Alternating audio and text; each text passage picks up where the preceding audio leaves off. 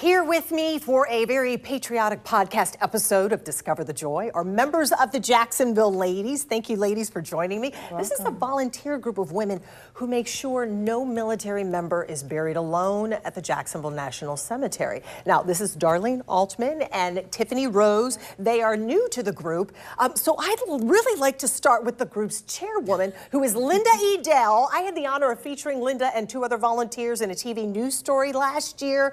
The photos that you're going to be seeing behind us are screenshots from my story.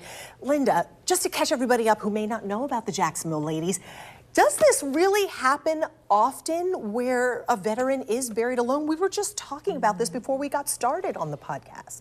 It's not frequent, but yes, it does. And we try to get advanced knowledge, or they will let us know ahead of time if he has no family or no friends or anybody that's going to be there.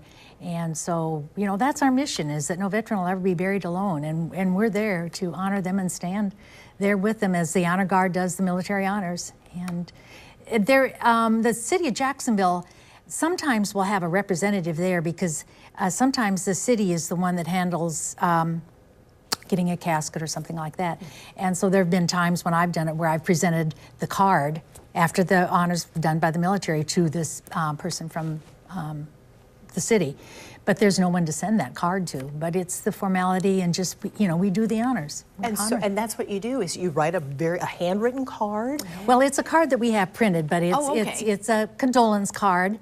And again, in the card, it also says that no veteran is ever buried alone, and we appreciate their service in this. And we do sign them. And we do sign them. Handwritten, yep. Because we get a lot of notes and thank you notes. We actually get donations from families too, because we function off of donations. We have no real, we don't have dues or anything like that. Mm-hmm. So it's the donations that we get from families. But, you know, so many of them are so appreciative of us being there with them. And you all have, this is your joy, your passion. You found a passion with this. And Linda, I know you brought these. This is the mission statement? Yeah, the mission statement and our objectives. The mission statement is that no veteran will ever be buried alone at Jacksonville National Cemetery.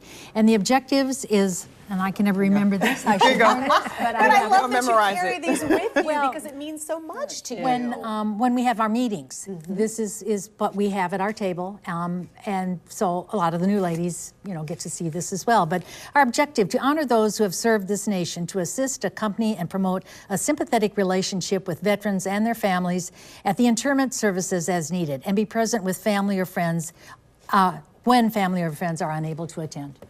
Now, this isn't like you have a list months in advance of who's being buried when. You don't find out what you're walking into until the day before. The day before. Mm-hmm. Generally about 3 o'clock in the afternoon, they put out the schedule to us. And it tells us the name of the deceased. It tells us the funeral home that's handling the services. It tells us if it's a veteran or if it's a spouse. It tells us the branch of the military. It tells us if he is retired, in which case they get the gun salute if he's a retired veteran.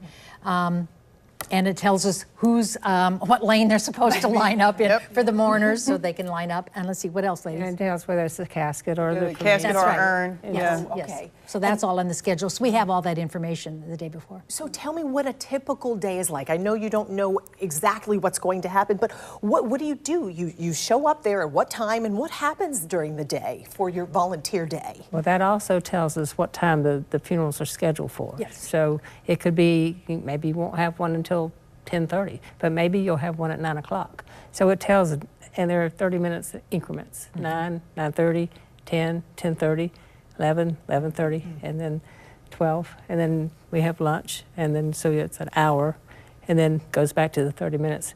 But there might not be somebody having a funeral each of those times. He might have an hour in between, but maybe you go to one, 30 minutes later you're at the next one. So it's a quick funeral. And so I remember, you know, Tiffany, both of you saw the story that I did a year ago, last year, and that's what got you interested. So tell me your feelings when you saw the story, when we talked to Linda and two other ladies. What were your feelings when you saw that? You know, when I saw the story, I was like, oh my gosh, why didn't I know about this? You know, because being an Army veteran myself and working at Mayport as a federal employee, I was like, why didn't I know that it was this fabulous group of ladies? And so it was a no-brainer. I said, you know what, that's where I'm supposed to be, that's where I'm supposed to serve. Because for me to give that final salute when they get buried, that's an honor for me as a military veteran. And let me interject here. The way she presents the card and Yeah. the way she says her, you have your own little, and I have mine, but first time I heard yours the other day, man, oh man. Yeah. So When you actually speak. yeah, when I actually speak and hand whoever the next of kin is the card, because we hand them the card, And what do you say? What I say is, on behalf of the Jacksonville ladies and the Jacksonville military community and myself as an Army veteran, I want to thank you and your family for the service and sacrifices to our country. Please accept our condolences.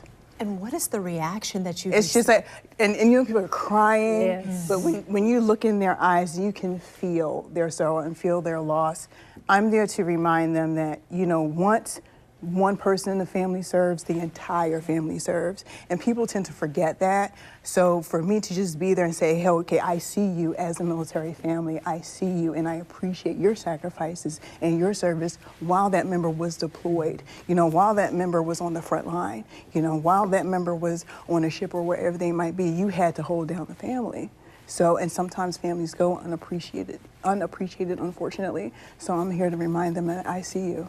That's part of mine too, is Yeah. when the last thing I say, and condolences, and we appreciate his service and your service as well. And you also have military ties. I know you were married to a Vietnam veteran.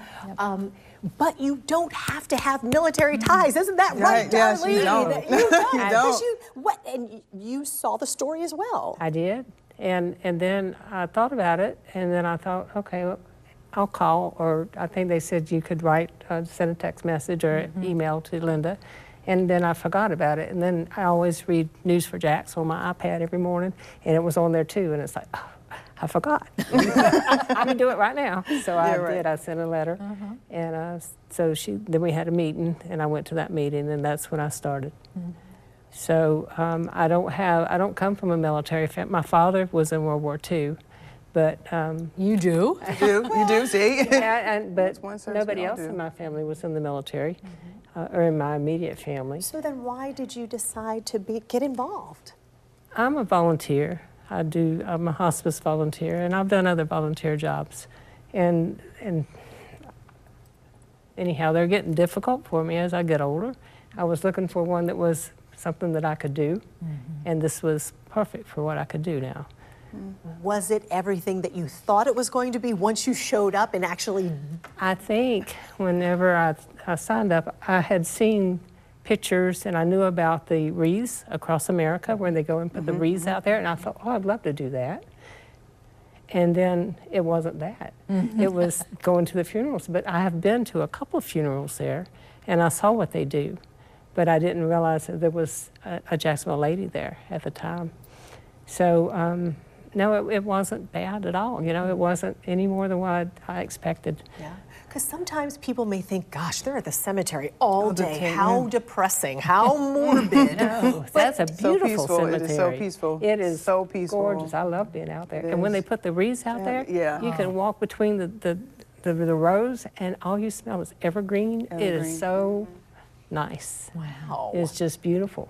Yeah, because when I first started, my very first funeral, my very first funeral, it was so vivid, and I'm proud of myself because I maintained my composure because it was just a lot of things going on for my very first service, my very first day. Thank God Linda was with me, but we got through it, and I said, okay, well, ready, set, go. This is it, But just to be able to maintain our composure, maintain our strength, while we're with these families as they're mourning, we are also a support system, So it was interesting on my first day, but we get through it. We learn as we go, and I love it. I love it. I'll tell you, the day that we did our story with Linda, we were able to see a very large family attending a funeral, and then Linda showed up